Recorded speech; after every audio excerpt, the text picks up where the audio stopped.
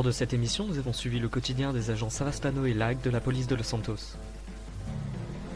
Bon, dites-nous un peu, la journée type, ce serait faire quoi, là? Vous patrouillez un petit peu Ouais, on patrouille, on essaie de chercher des informations, on regarde ce qui se passe.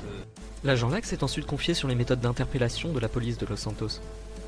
Dégaine les armes non létales, du style taser, quelque chose comme ça, vous voyez, pour neutraliser. Seulement des armes de neutralisation. Voilà, après ça dépend. Ça dépend des situations, si on se fait braquer, par exemple. C'est comme ça, vous voyez. Notre interview est rapidement interrompue par un autre agent de police. N'hésite pas à sortir les armes létales.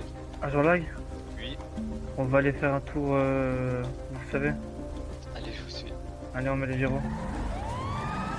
Oh là, une intervention! Les agents vont alors rapidement patrouiller le quartier d'Hollywood avant de se diriger vers les quais. Donc ça veut dire que seulement les riches sont protégés par la police? Ouais.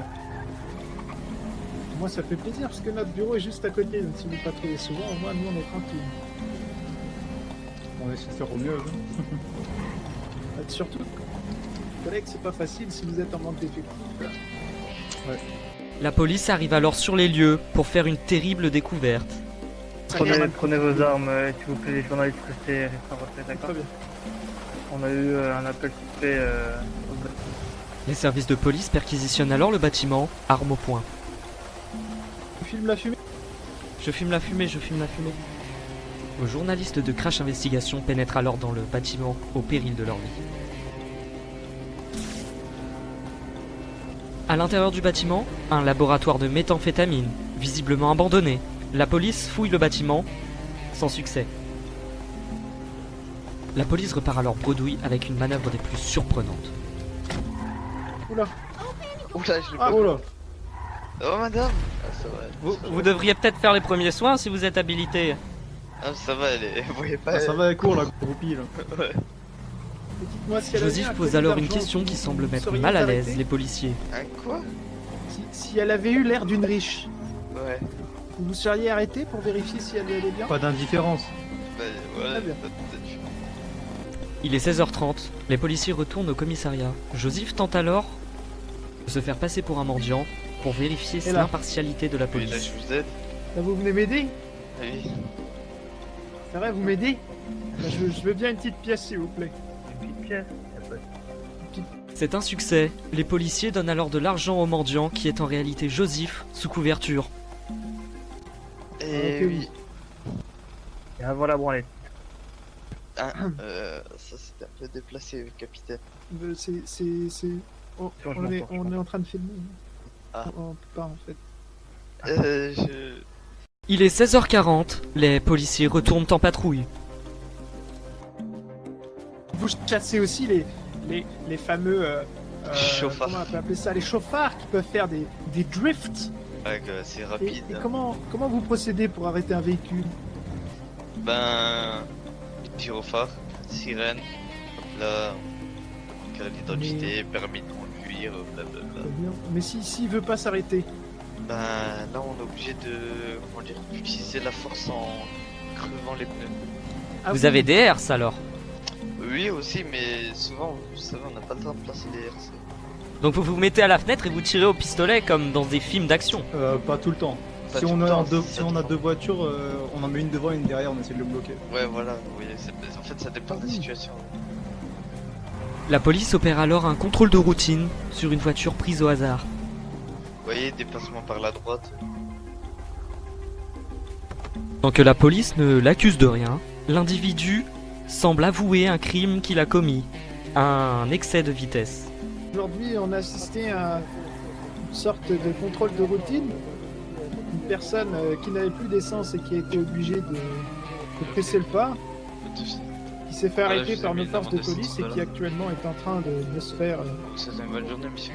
de se faire contrôler pour voir si tout va bien, etc. À la suite de l'interpellation, une course-poursuite est lancée entre notre patrouille et une moto, visiblement en excès de vitesse et en délit de fuite. Bon là on est sur un gros truc poussif. Un gros truc comme quoi, un gros truc. Bah là on a trouvé le suspect, délit de fuite, il y a des coups de feu, etc. Oula. Une fusillade. Il y a le capitaine qui le tient et il faut le suivre. Là. Par contre, là, on va pas hésiter de mettre un coup de tampon. Dans une moto? Après, ça dépend de la vitesse, mais par exemple, à 130 km/h, on va pas faire si c'est à 20 km/h, vous voyez, c'est pour faire tomber de la moto. Il est un peu plus de 21h30 et la police se rend à l'évidence, le suspect leur a échappé. Dites-moi, quand vous êtes en plein gyrophare comme ça vous est déjà arrivé d'avoir un accident? Notre patrouille est alors appelée pour un braquage au nord de la ville. C'est quand même... On a un braquage là. On a un braquage là. Oula. Ah, mais dis donc, tout s'enchaîne là.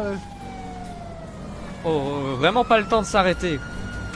Ce devrait être le plus vite possible. Normalement, on a des véhicules d'intervention rapide, sauf que là, bah, on n'a pas pris les points. Oui, effectivement, bah, excusez-nous, hein, effectivement, ça vous fait perdre de l'intervention. Ça aurait été compliqué de rentrer à 4 dans une 911.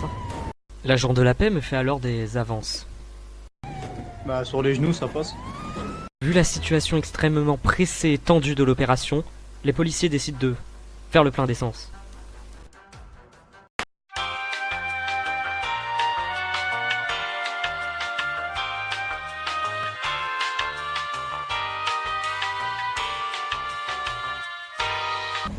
À la suite de ces événements, les policiers se rendent rapidement vers les lieux du crime. Il vaut mieux qu'on reste en retrait. Regardez, Bon, restez en retrait, monsieur. il y a quelqu'un là-bas derrière la pancarte. À l'extérieur de la banque, 3 individus, dont un policier qui négocie avec 2 hommes lourdement armés. Soudain, un homme arrive en moto, cagoulé, avec un costume blanc et une cravate rouge, armé d'un pistolet silencieux. Fameux fédéraux. C'est étrange. Avec un silencieux, c'est peut-être James Bond. Oh. Fantomas. Au bout d'un moment, la voiture rouge des cambrioleurs fuit, mais semble être crevée avec l'aide d'une herse des policiers. Plusieurs échanges de coups de feu Attends, à terre, à ont terre. ensuite lieu. Attention. Ouh, j'ai entendu une explosion, Joseph. Aujourd'hui, il y a eu un grand braquage dans la Banque du Nord. Comme vous pouvez le voir, les suspects ont plus qu'été abattus. Je pense qu'il ne reste plus grand chose d'eux. Leur véhicule a explosé il y a quelques secondes là. Dites-moi monsieur, est-ce qu'il y a des survivants? Non, malheureusement, la voiture a explosé, donc avec dedans. Oh mon dieu.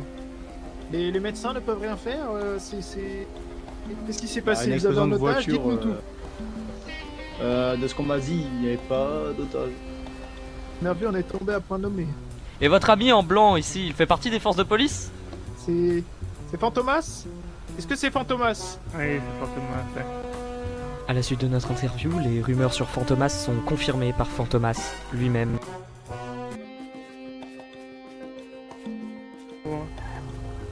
Et dites-nous du coup, l'argent qu'ils avaient volé, elle est partie en fumée? Elle est partie en Bah fumée, oui. malheureusement. Oula, Il y aura les enquêteurs qui vont arriver tout à l'heure. Regarde, quelqu'un a réussi à s'extraire de la voiture. Survivant? Filme bien. En effet, des décombres de l'explosion sort un survivant. monsieur Mesdames Joey et messieurs, Pesci. c'est fantastique. Une vous personne a m'emmenez où, réussi à vous m'emmenez où, s'extraire. là Joey Pesci. Il n'a pas eu de soucis, il est en bonne santé. Et vous m'emmenez où? Bah, Si jamais vous avez soif ou faim, vous nous faites parvenir, c'est clair? Si j'ai envie de pisser, Et tu pisses pisser, c'est dessus. la même chose. ouais, je pisserai dans la cellule, je m'en bats les couilles. Ouais, allez. bah tu les laveras toi-même. À la suite de ces événements, nous rentrons donc au commissariat pour y déposer le prisonnier. Ouais, nous sommes 3 ou 4 personnes. Du coup, il y a Pour un une seule tour personne facile. qui a survécu. Et c'est ça. Mais c'est quand même fâcheux. C'est- On a des Après, morts à déplorer. malheureusement, ils ont joué avec le feu, malheureusement. Malheureusement, on a fait du mieux qu'on Dites-moi, a, le qu'on a pu. feu est parti parce que vous avez tiré sur la voiture ou il y a eu une défaillance technique? Je pense qu'on a un braquage, messieurs. Désolé, je dois y aller. Désolé. Pas de soucis. Notre interview est une nouvelle fois interrompue par un tout autre braquage. Arrivés sur les lieux, 2 individus prétendent avoir juste voulu acheter des chips. Vous voulez acheter des chips? c'est pas nous. Vous voulez acheter des chips? Ouais, les a mis se barrer? Vous forcez un coffre pour acheter des chiffres. des chips. C'est pas nous, monsieur. Moi, je... C'est qui alors? Je vais les fouiller. Pour des raisons de droit à l'image, nous ne diffuserons pas les visages des deux individus. Et encore une fois, un personnage intriguant est sur la scène de crime.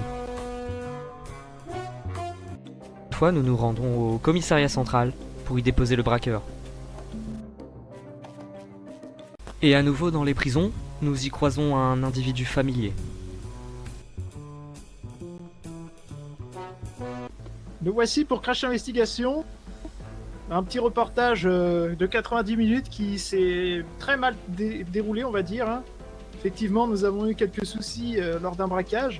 Est-ce que vous pouvez nous en dire plus? On a décidé de placer des herses.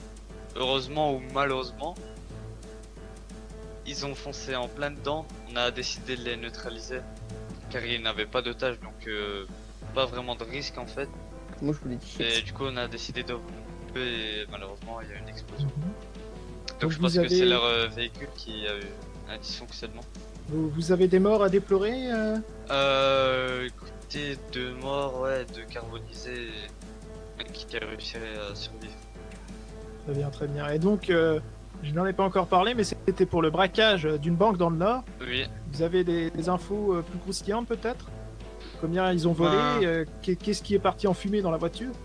ben il y a environ 33 000 dollars. Bon, ça va, la caisse était vide. 33 000 dollars et. Je saurais pas vous dire quoi de plus.